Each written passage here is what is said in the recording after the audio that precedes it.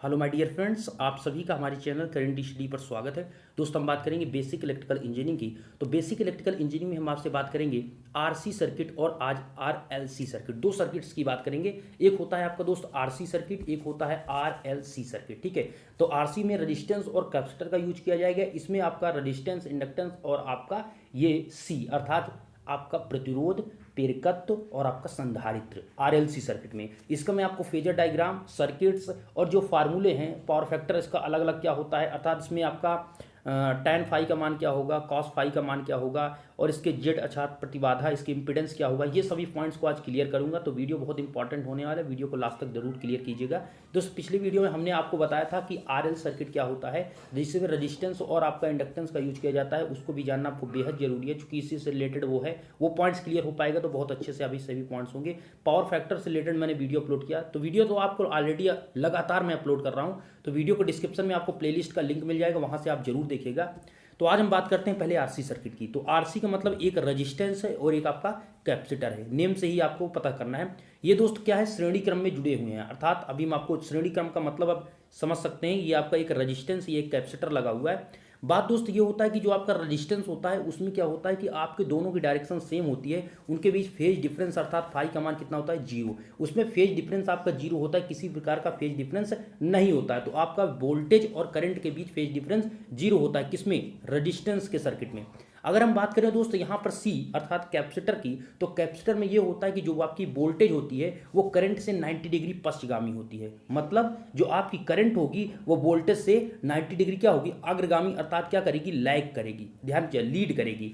बात इतनी सी है दोस्त कि आपको एक फिक्स करना है। यहाँ पर जो आपका होता है इसमें वोल्टेज आपका करंट से क्या कर रहा है, आपका पश्चगामी है। कौन दोस्त, मतलब कि आपका लैग कर रहा है वोल्टेज करंट से कैपेसिटर में। लेकिन अगर आप इंडक्टर की बात करें अर्थात प्रेरकत्व की बात करें तो उसमें क्या होता है कि आपकी जो वोल्टेज होती है वो करंट से 90 डिग्री अग्रगामी होती है अर्थात लीड करती है। इसमें लैग करती है और आपके प्रेरकत्व में आपकी क्या करती है, प्रेरकत्व में आपके लीड करती है और इसमें लैग करती है। कौन, वोल्टेज, किससे, करंट से। ठीक है, तो ये सभी पॉइंट्स आप थोड़ा थोड़ा पढ़ेंगे दोस्त तभी क्लियर हो पाएगा। समझने की जरूरत है बस एक दूसरे से कंपैरिजन, इसीलिए मैंने कहा कि पिछला वीडियो आप देखेंगे तो आपको ज्यादा समझ में आ जाएगा। पहले इस वीडियो को देखकर आप उसको जाइए, उस वीडियो को भी आप देख सकते हैं, प्लेलिस्ट डिस्क्रिप्शन में प्रोवाइड है।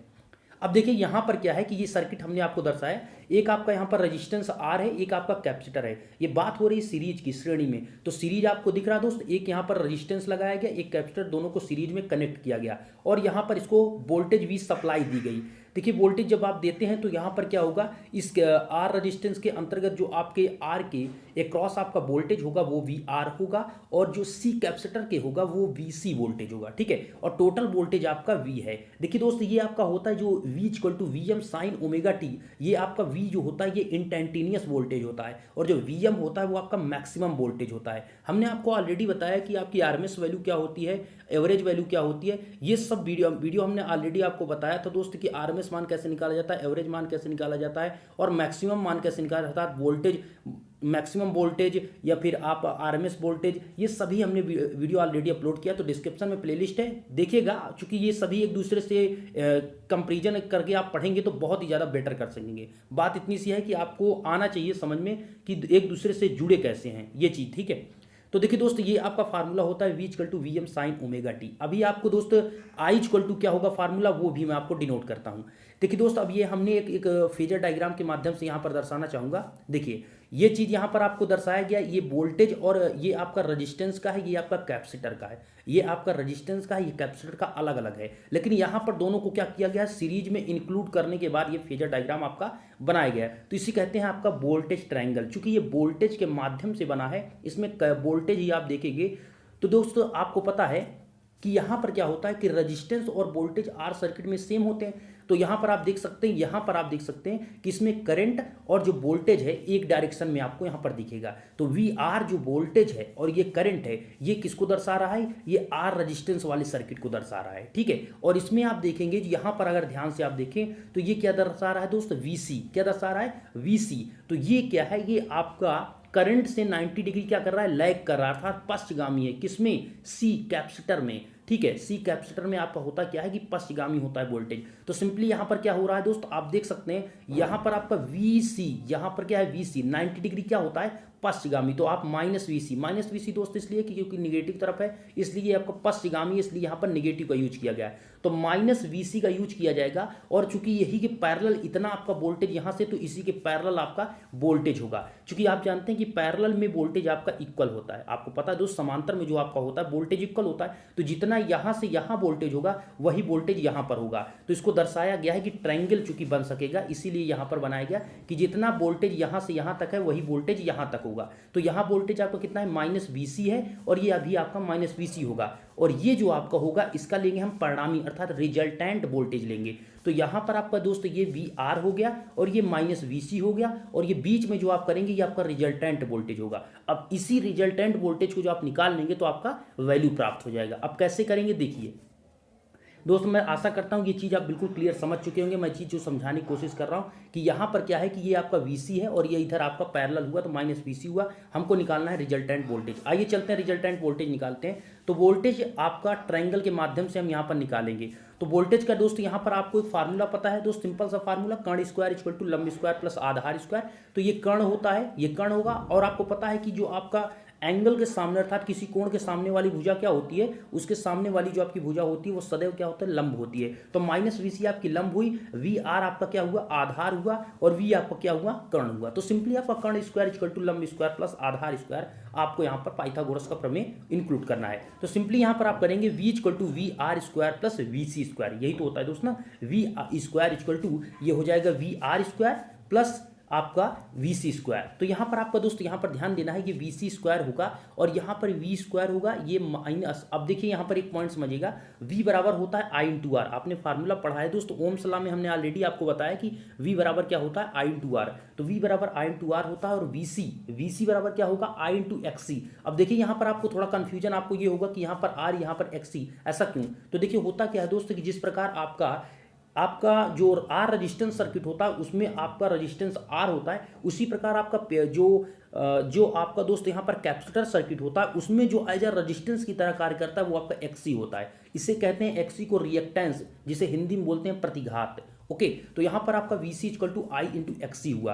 तो बात इतना आपको समझना है कि वी स्क्वायर आपने लिखा, वी आर की जगह पर आप आई इंटू आर होता है तो उसकी जगह पर आई इंटू आर का होल स्क्वायर लिखेंगे। फिर आपको यहाँ पर आपको क्या लिखना है दोस्त, ये आपका चूंकि आपको यहाँ पर हमने निकाला कि माइनस वी सी, ये आपका क्या है दोस्त, ये आप जो देख रहे हैं ये निगेटिव है, इसलिए यहाँ पर आपको निगेटिव रखना है। ये अब क्या होगा, निगेटिव, तो माइनस आई एक्स सी का होल स्क्वायर। तो वीसी की जगह पर आप क्या लिखेंगे, माइनस आई एक्स सी का होल स्क्वायर। ये आपका एक करंट है और एक प्रकार का रेजिस्टेंस है। जिस प्रकार आपका वी बराबर आई इंटू आर होता है दोस्त, उसी प्रकार प्रेरकत्व सर्किट में वी बराबर आई इंटू एक्स सी होता है। ठीक है, इसको कहते हैं क्या, रिएक्टेंस कहते हैं, कैपेसिटर रिएक्टेंस या कैपेसिटर रिएक्टेंस जो होता है आपका क्या होता है, ये आपका संधारित्र का प्रतिघात होता है। ठीक है, और एक आपका एक्सेल होता है। एक्सेल क्या होता है, एक्सेल आपका होता है दोस्त वो आपके, देखिए ये एक्सी है, ये संधारित्र का प्रतिघात है। ठीक है, और जो एक्सेल होता है वो आपका प्रेरकत्व का होता है। ठीक है, ये चीज समझिएगा, एक्सेल एक्सी, और एक्सेल बराबर हमने बताया क्या होता है दोस्त, ओमेगा इंटू एल, और एक्सी बराबर होता है 1 अपान ओमेगा सी। एक्सेल बराबर ओमेगा इंटू एल और एक्सी बराबर 1 अपान ओमेगा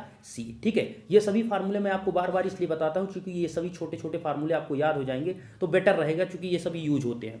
तो दोस्तों यहाँ पर वी स्क्वायर इक्वल टू हो गया, यहाँ पर अब आप आई स्क्वायर सिंपली कॉमन ले लीजिए। तो देखिए यहाँ पर क्या है कि आपका बचेगा आर स्क्वायर, और यहाँ पर एक्सी का होल स्क्वायर चूंकि निगेटिव है तो निगेटिव का कोई फर्क नहीं पड़ेगा चूंकि होल स्क्वायर, इसलिए पॉजिटिव का एक्सी स्क्वायर आ जाएगा। और यहाँ पर जो आप देख रहे हैं इसमें पूरे का रूट्स ले लीजिए, अर्थात जो ये वी स्क्वायर है इसका वी हटाइए स्क्वायर और इधर रूट लगाइए। जब रूट लगाएंगे तो इसमें से आई का जो स्क्वायर है वो हट जाएगा, और यहाँ का तो आपका ऑलरेडी हट जाएगा चूंकि आप रूट लगा देंगे। तो दोनों तरफ रूट लगाएंगे तो वी अपान आई, ये आई को हमने नीचे भेज दिया, इसलिए ये आपका हो गया होगा v upon I equal to under root R square plus XC square. तो फार्मूला अगर हम बात करें यहाँ पर दोस्त, v upon I under root R square plus XC square, ये क्या होता है, ये आपका दोस्त आपको बताना चाहिए, आपका जेड होता है। जेड बोले तो इम्पिडेंस, इम्पिडेंस बोले तो आपका प्रतिबाधा, हिंदी में बोलते हैं प्रतिबाधा। तो v upon I equal to under root R square plus XC square. R resistance है, एक्सी क्या है आपका, ये आपका कैपेसिटर का प्रतिघात अर्थात रिएक्टेंस है। इंग्लिश में उसको रिएक्टेंस और हिंदी में प्रतिघात बोलते हैं। और इसको इंग्लिश में क्या आता है, वी अपान आई मतलब वोल्टेज बते जो करंट है,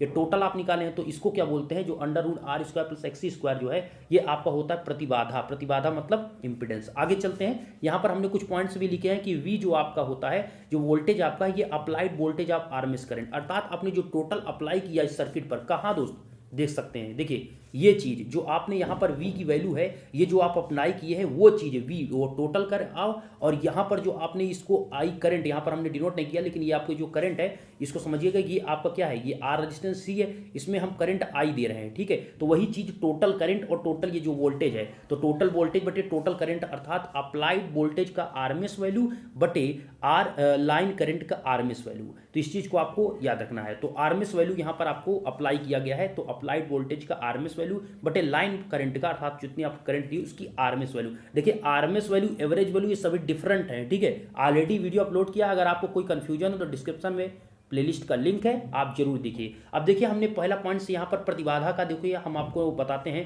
कि हमने क्या, जैसा कि अभी ऑलरेडी आपको बताया कि पहला पॉइंट से आपने प्रतिबाधा निकाला, जेड इक्वल टू जो आपका V upon I equal to आया वही आपका Z equal to under root R square plus X square. देखिए आप ऑलरेडी हमने फार्मूला बता रखा है आपको कि जेड का जो मान होता है वो under root R square plus X square होता है, लेकिन कंडीशन डिपेंड करता है कि वहाँ पर आपका रजिस्टेंस आपका कैपेसिटर लगा हुआ है या फिर आपका वहाँ पर इंडक्टर लगा हुआ है। तो यहाँ पर कैपेसिटर का यूज किया गया, इसलिए यहाँ पर एक्सी का होल स्क्वायर होगा। अगर यहीं पर प्रेरिकत होता तो एक्सएल का होल स्क्वायर होता, ओके। और लेकिन यहाँ पर अगर आरएलसी सर्किट जो होगा उसको हम आगे बताएंगे, क्योंकि उसमें एक्सएल माइनस एक्सी का होल स्क्वायर होता है, इसीलिए कह रहे हैं वीडियो इंपॉर्टेंट है। अगर आप देख रहे हैं तो लगातार कंटिन्यू देखते रहें, ठीक है।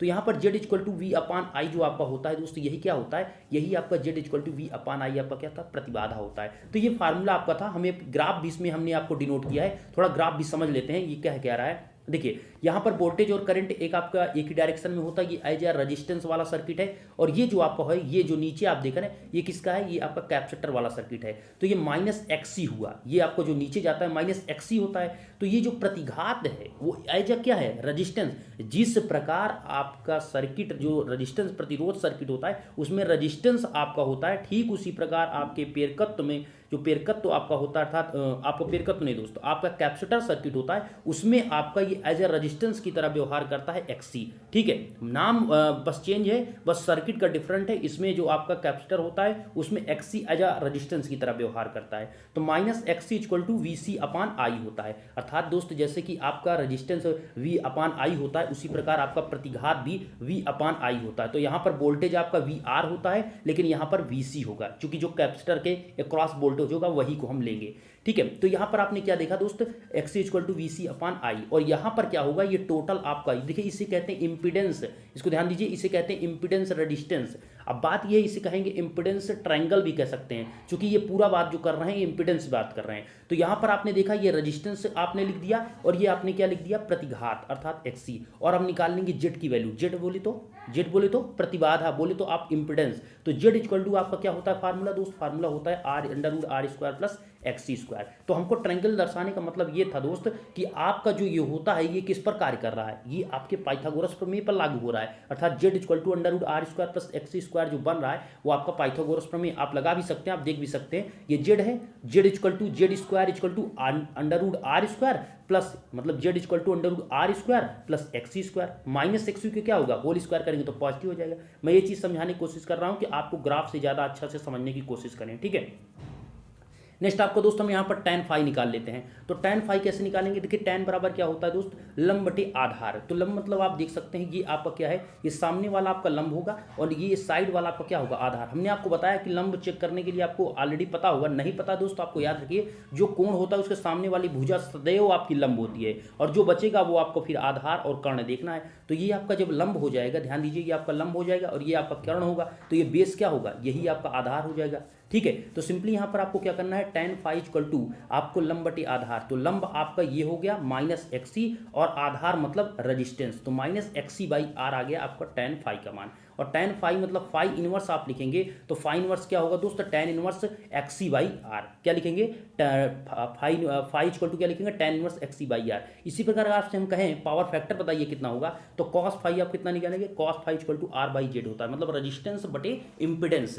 तो आप cos phi equal to resistance बटे इंपिडेंस करेंगे तो ये आपका क्या है दोस्त, ध्यान से देखिएगा, रेजिस्टेंस मतलब क्या है, यहाँ पर देख सकते हैं ये आपका रेजिस्टेंस है, इंपिडेंस मतलब जेड। तो वी अपान आप फार्मूला रखेंगे डायरेक्टली, या फिर आप डायरेक्टली डायरेक्टली इसको लिख देंगे theta phi inverse phi equal to cos inverse R by Z. ठीक है, मैंने आपको ये पावर फैक्टर के 3 डिफिनीशन बताएं। एक तो हमने बताया था आपको दोस्त क्या, आर अपान जेड, ये तो आपका एक डिफिनीशन था। एक डिफिनीशन क्या था, वोल्टेज और आपके करंट के बीच जो आपका एंगल बनता है उसका कोसाइन जब आप ले लेते हैं तो एक उसका डिफिनीशन कह सकते हैं कि वोल्टेज और करंट के बीच बनने वाले एंगल के कोसाइन को ही हम क्या कहते हैं, पावर फैक्टर कहते हैं। एक हमने बताया था ट्रू पावर बटे अपरेंट पावर, जो आपको हमने बताया था। ये सभी क्या है, ये एक डिफिनीशन, ट्रू पावर बटे अपरेंट पावर। ट्रू पावर क्या होता है दोस्त, हमने बताया वी आई कॉस फाई आपका ट्रू पावर होता है और आपका अपरेंट पावर वी आई होता है। ठीक है, तो वी आई कैंसिल हो जाएगा, बतेगा क्या यहाँ पर कॉस फाई, तो वही आपका तो पावर फैक्टर होता है। तो ट्रू पावर बटे अपरेंट पावर, इस पर भी मैंने वीडियो ऑलरेडी अपलोड किया है अलग से कि ट्रू पावर अपरेंट पावर एक होता है रिएक्टिव पावर, जिसे प्रतिघात शक्ति कहते हैं। तो यहाँ पर प्रतिकारक शक्ति कहते हैं, हाँ प्रतिकारक शक्ति कहते हैं, रिएक्टिव पावर। ठीक है, तो देखिए यहाँ पर 3 चीज़ें हमने आपको कंप्लीट करा है। अब चलते हैं यहाँ पर आरएलसी सर्किट की ओर। देखिए आरएल सर्किट दोस्तों, हम आशा करते हैं कि आपने आरसी सर्किट को अच्छे से समझ चुके होंगे और ग्राफ को भी एक बार और अच्छे से आप समझ सकेंगे, क्योंकि एक बार आपको बता रहे हैं, एक बार अपने से आप सोचिएगा और इसको सॉल्व, मतलब आप एक बार ग्राफ कॉपी में या रफ में बनाने की कोशिश करिए तो ज़्यादा अच्छा समझ में आएगा। चलते हैं आरएलसी सर्किट की तरफ। देखिए वो क्या है दोस्तों, यहाँ पर दिया है कि प्रतिरोध और प्रेरकत्व और संधारित्र, इसमें आरएलसी अर्थात यहाँ पर तीन आपको कंपोनेंट को जोड़ना होगा। तो यहाँ पर क्या होगा कि आपको पता है, पहला आर सर्किट में वोल्टेज और करंट दोनों एक डायरेक्शन में, फाई एंगल आपका मतलब फेज डिफरेंस क्या होता है, 0। लेकिन दूसरे सर्किट की ओर चलते हैं तो यहाँ पर आपको दिया है वोल्टेज और करंट। तो यहाँ पर ये दूसरा क्या है, ये आपका इंडक्टेंस अर्थात आपका प्रेरकत्व है। तो इसमें होता क्या है कि वोल्टेज करंट में क्या होता है, 90 डिग्री का होता है, लेकिन जो वोल्टेज होता है वो इसमें करंट क्या करते हैं, वोल्टेज मतलब करंट से 90 डिग्री लीड करता है अर्थात अग्रगामी होता है। लेकिन जो इसमें होता है वो 90 डिग्री क्या होता है, पश्चिगामी। ये अब आपको कोई भी कंफ्यूजन नहीं होनी चाहिए, मैंने दोनों चीज़ को यहाँ पर इंक्लूड किया, क्योंकि बहुत स्टूडेंट का कंफ्यूजन रहता है कि वोल्टेज आगे होता है कि करंट आगे होता है। तो यहाँ पर देख लीजिए, आप एक चीज़ को यहाँ पर स्थिर कर दीजिए। देखिए हम आपको समझाते हैं, ये करंट को हमने यहाँ पर भी स्थिर कर दिया, यहाँ पर भी स्थिर कर दिया। इसमें क्या है, आप देख सकते हैं वोल्टेज आपका क्या है, वोल्टेज आपका क्या हो रहा है, 90 डिग्री अग्रगामी, और यहाँ पर वोल्टेज जो नीचे की ओर, ये पीछे की ओर क्या जा रहा है, पश्चिगामी। तो ये आपका 90 डिग्री अग्रगामी किस में होता है, इंडक्टेंस सर्किट में, और जो आपका कैपेसिटर सर्किट होता है उसमें आपका जो वोल्टेज होता है 90 डिग्री पश्चिगामी होता है। ठीक है, तो ये चीज़ आप जरूर क्लियर कर लीजिएगा, क्योंकि कंफ्यूजन आपको नहीं रह जाए। एक चीज़ स्थिर कर दीजिए, हम यहाँ पर करंट को इस साइड में स्थिर कर दिया। अब वोल्टेज करंट को आप ऊपर दीजिए कि इंडक्टर आपका क्या होता है, वोल्टेज इंडक्टेंस में आपका ऊपर होता है और कैपेसिटर में आपका नीचे होता है। ठीक है, अब चलते हैं। देखिए सर्किट हमने यहाँ पर आर एल सी तीनों सर्किट को यहाँ पर डिनोट किया और यहाँ पर इसको श्रेणी क्रम में जोड़ दिया। देखिए सीरीज और पैरेलल दो होते हैं, ध्यान दीजिएगा, सीरीज और पैरेलल। अभी आने वाले वीडियो में आपको हम बताएंगे कि जब आरएलसी सर्किट को पैरेलल में जोड़ते हैं तब वो क्या कंडीशन बनता है। ये आपका सीरीज कंडीशन है। ओके, तो यहाँ पर जब आरएलसी सर्किट आप इंक्लूड करते हैं तो टोटल वोल्टेज इस पर कितना है दोस्त, जो अक्रॉस इसके वोल्टेज टोटल है वो कैपिटल वी है, लेकिन सबका अलग अलग वोल्टेज होगा। तो यहाँ पर आर रजिस्टेंस के वोल्टेज वी आर है, एल के अंतर्गत एल के अक्रॉस आपका वीएल है और सी के अक्रॉस आपका वीसी है। तो सबका अलग अलग यहाँ पर वोल्टेज आपको दर्शाया गया। अब चलते हैं यहाँ पर, देखिए हम आपको कुछ यहाँ पर दर्शाना चाहेंगे, इसको आप ध्यान से देखिए, यहाँ पर इस चीज़ को ध्यान से देखिएगा। यहाँ पर हमने आपको इंक्लूड किया कि ये आपका जो लाइन देख रहे हैं यहाँ पर ये करंट है और ये वी आर वोल्टेज है। ध्यान से समझिएगा दोस्त, ये आपका करंट है, ये आपका क्या है, वोल्टेज है। ये जो आपको सर्किट दिख रही है ये रेजिस्टेंस वाली है, अर्थात इसमें करंट और वोल्टेज दोनों क्या है, एक डायरेक्शन में। लेकिन जब ऊपर की ओर आप चलते हैं, ध्यान से देखिएगा, जब ऊपर की ओर चलते हैं तो ये वीएल वोल्टेज यहां से लेकर यहां तक, यहां से लेकर यहां तक जो है ये वीएल है। ठीक है, मतलब ये आपका क्या है, ये जैसा कि हमने बताया कि आपका जो एल सर्किट होता है उसमें 90 डिग्री क्या करता है, लीड करता है, अर्थात अग्रगामी होता है, किससे, करंट से। तो वही चीज यहां पर दिखाया गया कि आपका 90 डिग्री क्या है, ये वीएल आपका लीड किया है 90 डिग्री। ओके, तो यहां पर अब आपका देखिए, यहां पर चूंकि आरएलसी सर्किट है तो बात तो यहां खत्म नहीं होगी। अब आपका यहां पर सी सर्किट भी होगा, ये भी इसमें इंक्लूड है। तो सी सर्किट क्या होता है, 90 डिग्री पश्चिगामी। तो सिंपली यहां पर आप देख सकते हैं, ये जो सर्किट आप इधर देख रहे हैं, ये यहां से यहां तक ये जो होगा आपका ये वीसी होगा, अर्थात ये 90 डिग्री क्या कर रहा है, इससे आपका 90 डिग्री पश्चिगामी है। क्या है, पश्चिगामी। तो ये आपका करंट से 90 डिग्री पश्चिगामी है और ये 90 डिग्री क्या है, अग्रगामी है। तो ये, लेकिन बात यहां पर खत्म नहीं होती है, क्योंकि यहां पर दोस्त अगर यहां पर आपका देखिए एक अनुनाद रेजोनेंस कंडीशन होता है। रेजोनेंस दोस्त वो होता है जब वीएल और वीसी दोनों इक्वल हों, लेकिन यहां पर आपको हम कंडीशन आगे चल के बताएंगे। लेकिन यहां पर जो कंडीशन है, हम ये मानते हैं कि इस कंडीशन में आपका वीएल का मान ज्यादा है और वीसी का मान कम है। तो समझिए बात को। देखिए यहाँ होगा दोस्त क्या कि हम यहाँ पर समझिए कि आपको वीएल और वीसी कैसे यहाँ पर इंक्लूड किया गया है, क्योंकि आपको निकालना है एक रिजल्टेंट वोल्टेज। तो रिजल्टेंट निकालने के लिए ऐसा तो है नहीं कि आप वीएल को भी रखेंगे वीसी को रखेंगे, तो हम इसके दोनों को मतलब कि डिफरेंट को निकालेंगे, तो वो जो मान आएगा वही आपको निकालना है। तो वीएल जो है दोस्त ऊपर है और वीसी क्या है, नीचे है। ये दोनों आपके अपने लगा रहे हैं वोल्टेज, हम इसका निकाल लेते हैं कि इसके बीच वाला वोल्टेज शायद इसका डिफरेंट कितना है। तो ये टोटल वोल्टेज है, ये आपका वीएल जो है आपका वोल्टेज है, और ये वीसी वोल्टेज है। तो हम अगर निकालना चाहें इसका डिफरेंट, तो दोस्त जब हम वीसी से इसको माइनस कर देंगे तो ये जो प्राप्त होगा वो वीएल माइनस वीसी होगा। ध्यान से समझिएगा, हम ये समझाने की कोशिश आपको कर रहे हैं। ये आपका वीएल वोल्टेज है दोस्तों, ये वीसी वोल्टेज है। अब हमको जब वीसी वोल्टेज जब वीएल से घटाएंगे, जो डिफरेंट आएगा वही तो हमको वैल्यू प्राप्त होगा। आप सोचिए, जैसे आपसे कहा जाए कि आपको एक स्टूडेंट को 10 रुपए दिया गया, एक स्टूडेंट को 5 रुपए दिया गया, तो बताइए यहाँ पर इसमें डिफरेंट कितना है। अर्थात इसमें मतलब एक ऐसे समझिए कि एक तरफ फोर्स 10 न्यूटन का लग रहा है, एक तरफ आपका 5 न्यूटन का फोर्स लगा रहे हैं। तो यहाँ पर डिफरेंट अर्थात किधर की और आपका ये फोर्स जाएगा, जिधर 10 न्यूटन है, सिंपल सी बात है, जो ज्यादा फोर्स लगा रहा है उसका जाएगा। तो इसका परिणामी क्या आया, 5 न्यूटन उधर की ओर लग जाएगा। ठीक है, तो वही चीज यहाँ पर कहा गया कि जो आपका डिफरेंट निकालिए, जो वोल्टेज आएगा उसको हम यूज करेंगे। तो ये वीएल माइनस वीसी आएगा, क्योंकि वीएल का मान यहाँ पर ज्यादा है, तो वीसी से जब माइनस करेंगे तो ये चीज आपको प्राप्त होगा। ठीक है, टोटल में से आप जब वीसी को माइनस कर देंगे तो वीएल माइनस वीसी होगा, और ये वीएल माइनस वीसी इसके पैरेलल है, तो यहां पर भी आपका वीएल माइनस वीसी होगा। और ये यहां तक आपका क्या है, वी आर। ध्यान से देखिए, यहां से यहां तक आपका वोल्टेज क्या है, वी आर। चूंकि ये रेजिस्टेंस सर्किट है तो इसको हमने वी आर लिया, और अब इसका जो ये होगा, ये आपका रिजल्टेंट अर्थात परिणामी वोल्टेज होगा। ये जो आपका होगा, इसका दोनों का हम निकाल देंगे, कर्ण स्क्वायर इक्वल टू लंब स्क्वायर प्लस आधार स्क्वायर, अर्थात पाइथागोरस प्रमेय। तो सिंपल सा यहां पर ये था दोस्त कि जो आपकी वोल्टेज थी वीएल अर्थात इंडक्टेंस की, वो 90 डिग्री अग्रगामी, और जो आपके कैपेसिटर की वो 90 डिग्री पश्चगामी। हमको निकालना था उसके दोनों के बीच डिफरेंट, तो आप सिंपली करेंगे वीएल माइनस वीसी, और ये वीएल माइनस वीसी इसके होगा पैरेलल, चूंकि हमको निकालना है ट्रायंगल के फॉर्म में। तो ये वीएल माइनस वीसी यहां पर आप इसको लिखेंगे, और ये चीज आप देख रहे हैं, ये चूंकि रेजिस्टेंस और वोल्टेज एक ही आपकी डायरेक्शन में होती है, तो यहां पर आपका क्या हुआ, यहां से यहां तक आपका क्या है, ये वी आर है, और यहां से यहां तक आपका क्या है, यहां से यहां तक दोस्त वीएल माइनस वीसी है, और इसको हम निकाल लेते हैं परिणामी कैपिटल वी। तो सिंपली आपको यहां पर लगा देना है फार्मूला। अब चलते हैं यहां पर, आशा करते हैं आप सर्किट समझ गए, एक बार आप बना भी लीजिए इसको और अच्छे समझ में आएगा। अब हम निकालते हैं यहां पर ओए का, लिखने का मतलब हम निकाल रहे हैं रिजल्टेंट परिणामी। ओए का मतलब आप देख सकते हैं, हमने यहां पर ओ पॉइंट्स,